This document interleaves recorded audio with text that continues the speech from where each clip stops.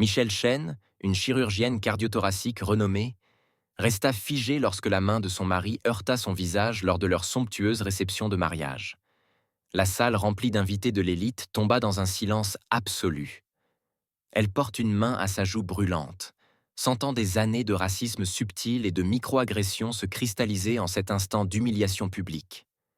Michelle Chen se tenait devant la fenêtre de son bureau d'angle au Massachusetts General Hospital, contemplant la skyline de Boston, témoignage du chemin parcouru. À seulement 35 ans, elle était devenue l'une des plus jeunes chefs du service de chirurgie cardiothoracique de l'histoire de l'hôpital, son nom étant synonyme de technique révolutionnaire peu invasive ayant sauvé d'innombrables vies. Les revues médicales la qualifiaient de prodige, mais aucune ne mentionnait le prix de son succès. Elle avait dû travailler 2 fois plus dur pour avancer de moitié, affrontant des années de remarques insidieuses et de regards sceptiques de collègues, doutant qu'une femme américano-asiatique puisse supporter la pression d'une spécialité aussi exigeante. Chaque distinction, chaque intervention novatrice, chaque vie sauvée était une réponse silencieuse à ceux qui avaient douté d'elle. Son approche innovante des réparations artérielles complexes lui avait valu une reconnaissance internationale, et pourtant, elle voyait encore certains patients demander un autre avis après l'avoir rencontrée, leurs yeux trahissant leur surprise de voir une jeune femme asiatique à la place du médecin blanc plus âgé qu'ils avaient imaginé. La salle du conseil de l'hôpital était devenue à la fois son champ de bataille et son terrain de légitimation. Lors des réunions, ces suggestions étaient là souvent ignorées jusqu'à ce qu'un collègue masculin les répète. Elle avait appris à parler avec une autorité discrète mais indiscutable. Ses recherches avaient attiré des millions de dollars en subventions. Ses résultats chirurgicaux étaient inégalés, et sa liste d'attente de patients s'étendait sur plusieurs mois. Pourtant, elle portait encore le poids d'être la première et la seule. La première femme américano-asiatique à diriger le département, la seule chirurgienne de couleur dans un couloir tapissé de portraits d'hommes blancs.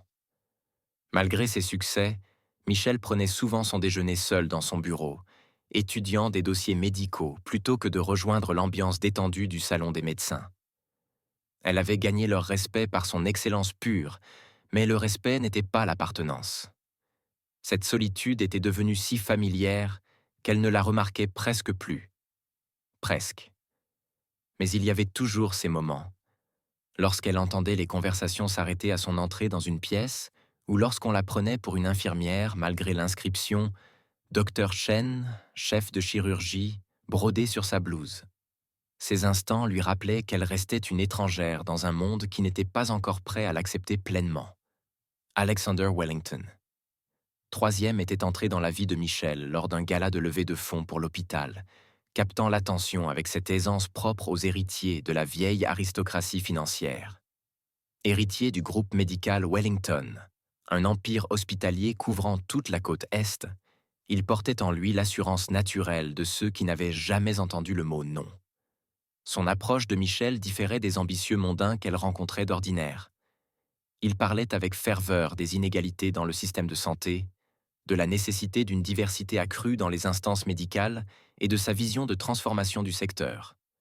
Leur première conversation s'était prolongée des heures durant, passant des disparités en santé à leur passion commune pour la musique classique. Alexander semblait sincèrement fasciné par ces innovations chirurgicales, posant des questions pertinentes dépassant l'intérêt de façade. Il ne broncha pas lorsqu'elle évoqua le racisme auquel elle avait été confrontée, partageant au contraire l'engagement supposé de sa famille pour réformer la vieille garde du milieu médical. Michelle crut alors avoir trouvé en lui quelqu'un qui comprenait les deux mondes, les cercles prestigieux qu'elle fréquentait désormais et les défis qu'elle y affrontait. L'accueil initial de la famille Wellington était une leçon magistrale en acceptation calculée. Sa mère, Victoria Wellington, organisait des déjeuners privés où elle présentait Michelle à ses amis comme brillante et exceptionnelle, des qualificatifs qui sonnaient plus comme des justifications que des compliments.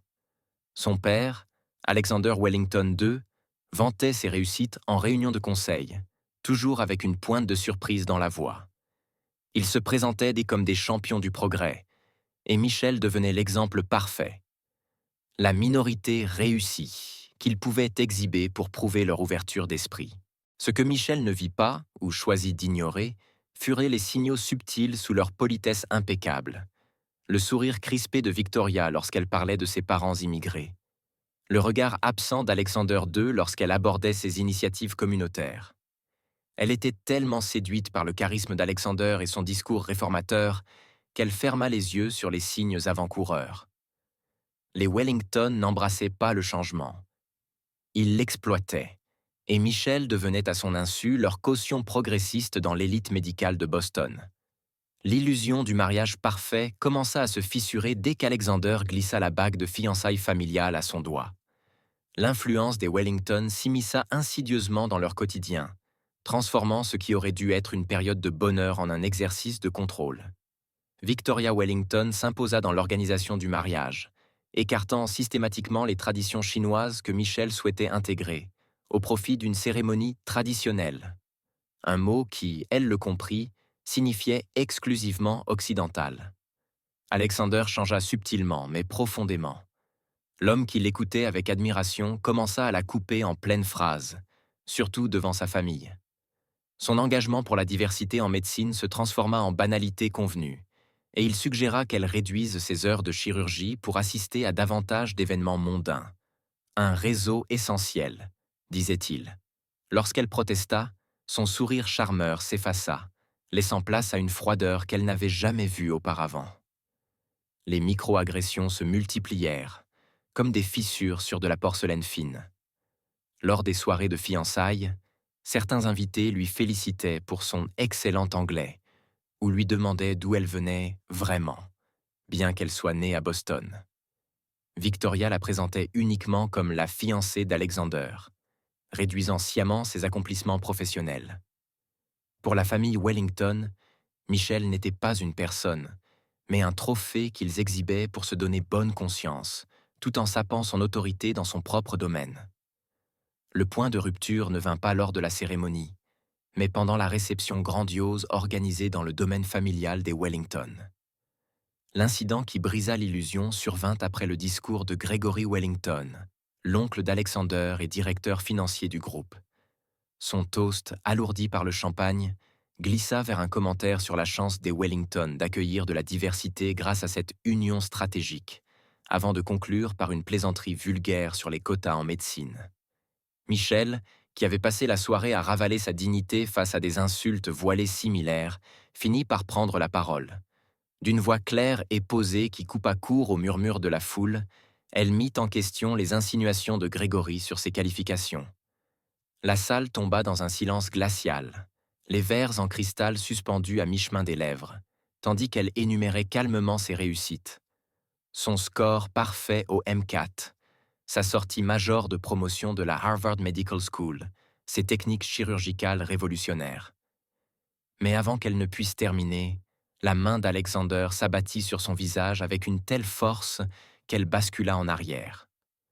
Le bruit de la gifle résonna dans la salle de bal comme un coup de tonnerre.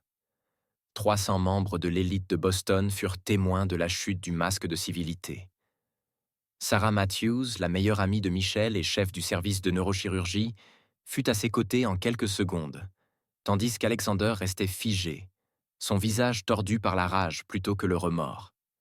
Des téléphones émergèrent des poches et des sacs à main, immortalisant l'instant sous plusieurs angles malgré les tentatives immédiates de la famille Wellington pour empêcher toute diffusion. Ce qui suivit fut un chaos soigneusement contenu dans les limites de l'étiquette de la haute société. Victoria Wellington annonça rapidement que Michel était submergée et qu'elle avait besoin de repos, tentant de l'éloigner de la foule. Mais Michel tint bon, sa joue rougissant non de honte, mais de fureur.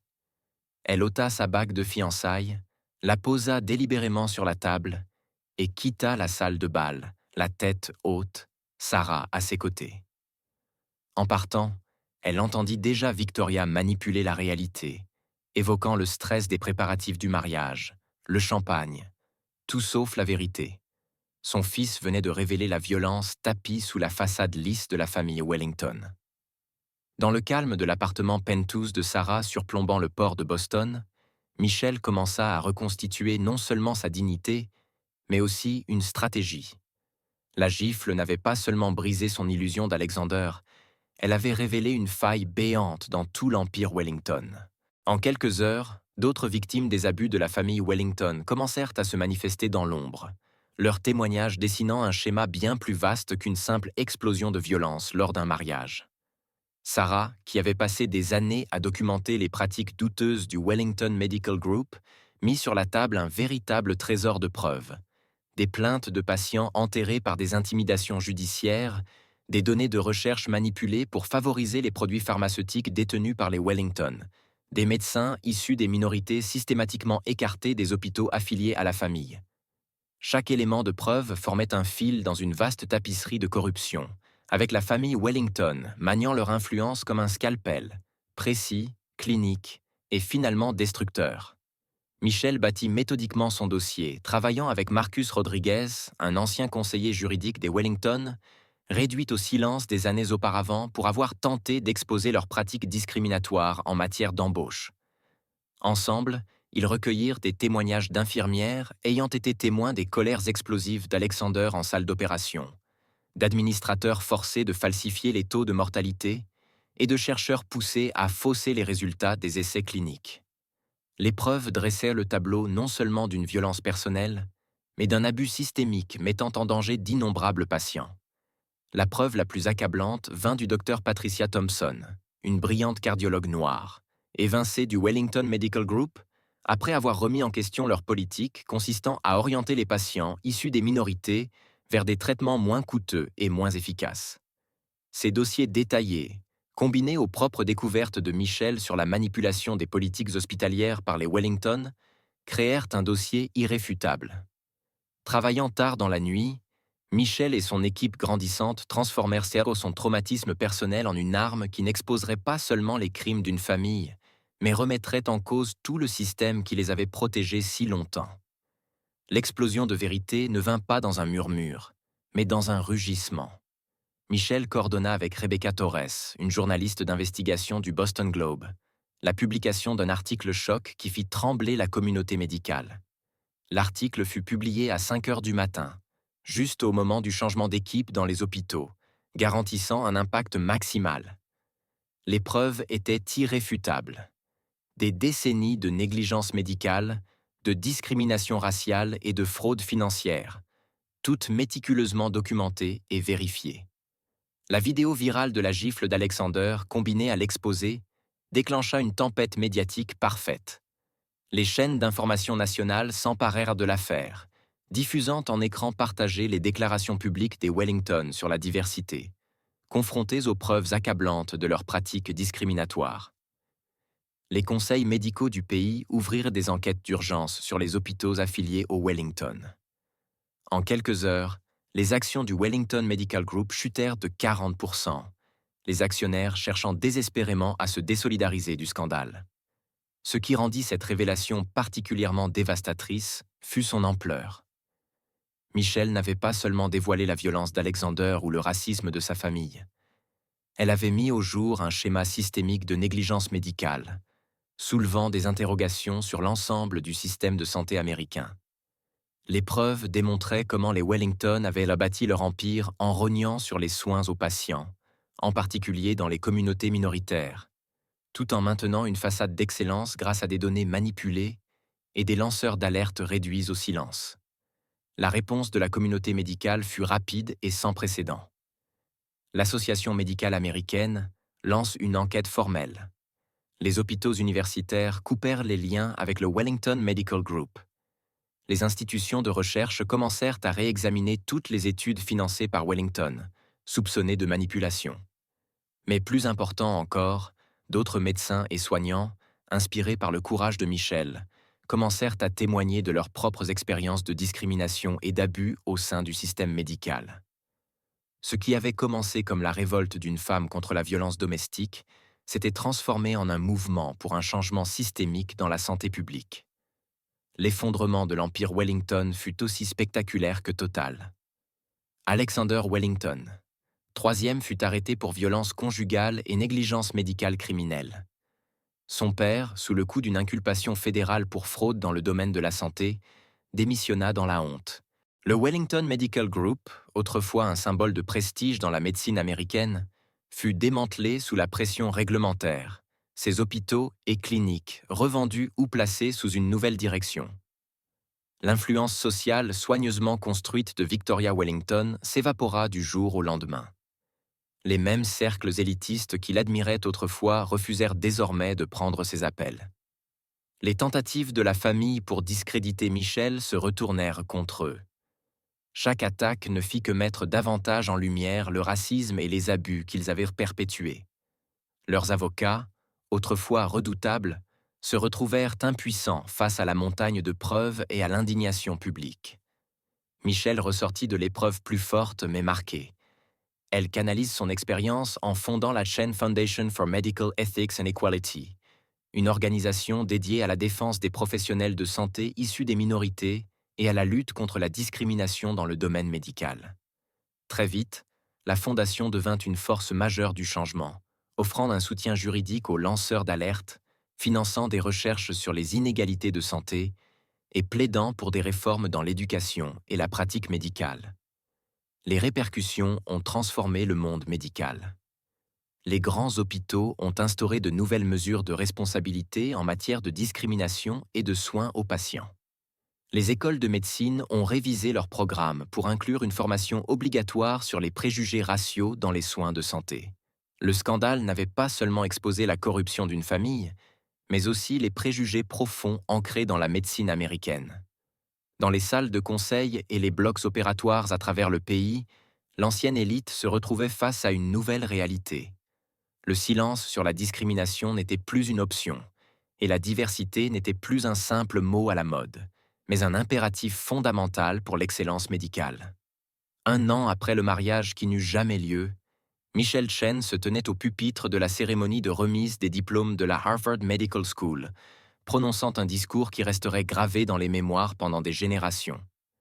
Devant elle se trouvait la promotion la plus diversifiée de l'histoire de l'école, un résultat direct des changements qu'avait suscité son histoire. Sa voix résonnait avec force, non pas pour évoquer son traumatisme, mais pour parler de transformation, de la manière dont les blessures les plus profondes pouvaient mener aux guérisons les plus puissantes. La fondation Chen avait dépassé ses attentes les plus folles, devenant un pilier de la réforme médicale aux États-Unis.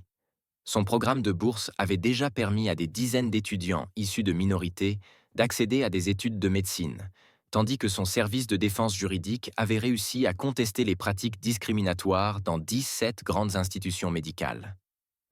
La vision initiale de Michel, qui consistait à soutenir les médecins victimes d'injustice, s'était muée en un mouvement qui transformait les fondements mêmes du système de santé américain. Son triomphe personnel se reflétait bien au-delà du succès professionnel. Elle avait trouvé la guérison dans la communauté qu'elle avait bâtie, dans le mentorat qu'elle offrait aux jeunes médecins confrontés aux mêmes batailles, et dans la certitude que sa douleur avait servi une cause plus grande. La communauté médicale de Boston, autrefois dominée par l'aristocratie et des préjugés profondément enracinés, avait changé.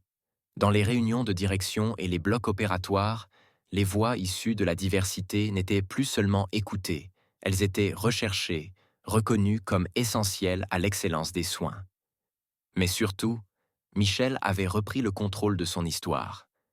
Elle n'était plus définie par la famille aisée qui avait tenté de la contrôler, ni par l'incident violent qui avait révélé leur véritable nature. Désormais, elle était connue pour ses innovations chirurgicales, son engagement militant et son inébranlable détermination à améliorer la médecine pour tous. En regardant la promotion diplômée devant elle, elle ne voyait pas seulement de futurs médecins, mais des agents du changement. La victoire ne résidait pas seulement dans la chute d'une dynastie corrompue. Elle résidait dans la construction de quelque chose de bien plus puissant en remplacement. Une communauté médicale véritablement représentative et au service de toute l'humanité. Michel Chen n'avait pas seulement échappé à un mariage abusif. Elle avait démantelé un empire médical corrompu et bâti en lieu et place un héritage de changement. Son histoire devint un catalyseur pour lutter contre le racisme systémique dans les plus hautes sphères de la santé.